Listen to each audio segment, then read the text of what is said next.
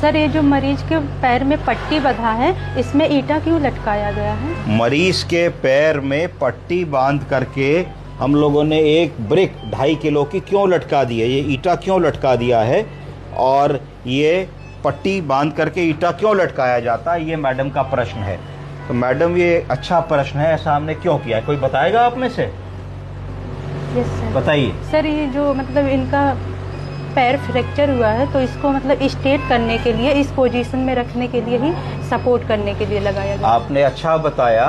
कई बार ऐसा होता है कि बहुत ओल्ड एज में, जहाँ 90 साल या 100 साल उम्र है और आदमी गिर पड़ता है, गिरने के कारण पैर के कूल्हे की हड्डी तोड़ लेता है, जिसको फ्रैक्चर ऑफ द फीमर नेक कहते हैं। तो जनरली उसमें ऑपरेशन की व्यवस्था होती है कि आपने ऑपरेट कर दिया, कूल्हे में नट बोल्ट लगा दिए, रॉड लगा दी या नया कूल्हा भी लगा दिया आजकल, और मरीज फिर हफ्ते भर में चलने लगता है। पर बहुत बार ऐसा होता है कि उम्र के हिसाब से फ्रेलिटी हो जाती है। फ्रेलिटी का मतलब है कि आदमी इतना कमजोर है कि वो ऑपरेशन के लिए प्रिपेयर्ड नहीं है, एनेस्थीसिया के लिए प्रिपेयर्ड नहीं है।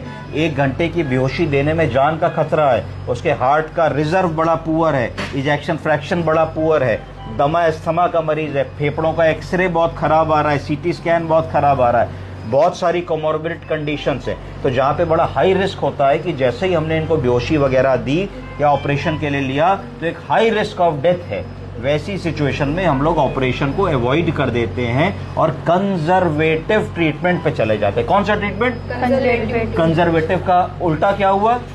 सर्जिकल। अगर पैर टूटा, कूल्हा टूटा, तो नट बोल्ट लगा के ऑपरेशन करके, चीड़फाड़ करके उसको ठीक कर दिया, तो उसको कहा जाएगा सर्जिकल ट्रीटमेंट। उसका विपरीत हो गया, जहां सर्जरी नहीं संभव, कंजर्वेटिव ट्रीटमेंट।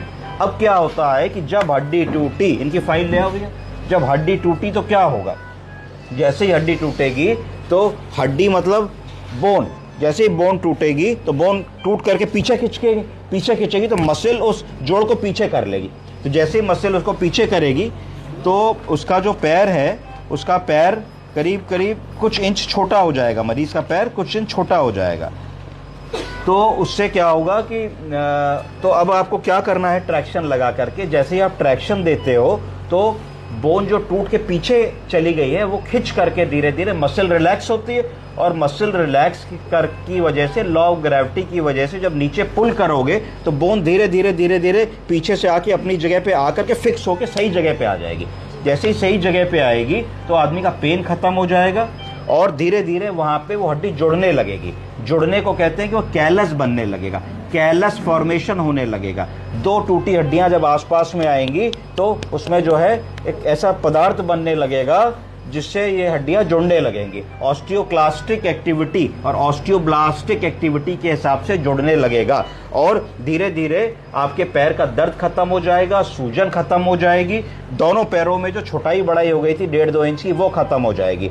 और फिर मरीज का धीरे धीरे जब कैलस फॉर्मेशन हो जाएगा, जिसमें 4 हफ्ते 6 हफ्ते लगते हैं, तो आप अगर ये वजन हटा भी लोगे तो मरीज पर धीरे धीरे पेन फ्री हो जाएगा। और 2 से 3 महीने के बाद एक्सरे करा करके आप ये सुनिश्चित कर लोगे कि हड्डी लगभग जुड़ गई है, तो फिर वॉकर की सहायता से ऐसा मरीज चल करके अपना बेसिक काम कर सकता है, अपना जीवन व्यापन कर सकता है।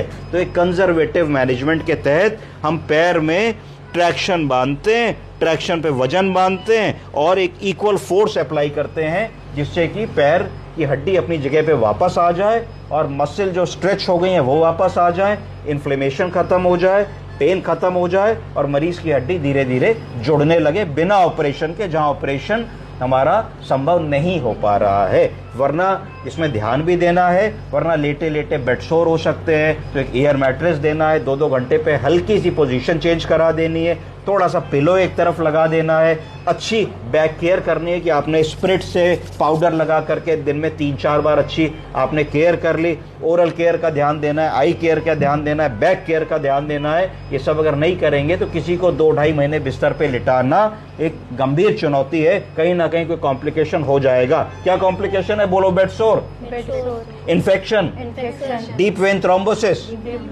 बांधे जो स्किन ट्रैक्शन है, यहाँ की स्किन खराब होने लगती है, पैर में सूजन आने लगती है ना, कई बार उंगलियां काली पड़ने लगती है, नेक्रोसिस होने लगती है। इन सब चीजों को वॉच करते हुए ही हम ये काम कर सकते हैं। समझ गए? ओके।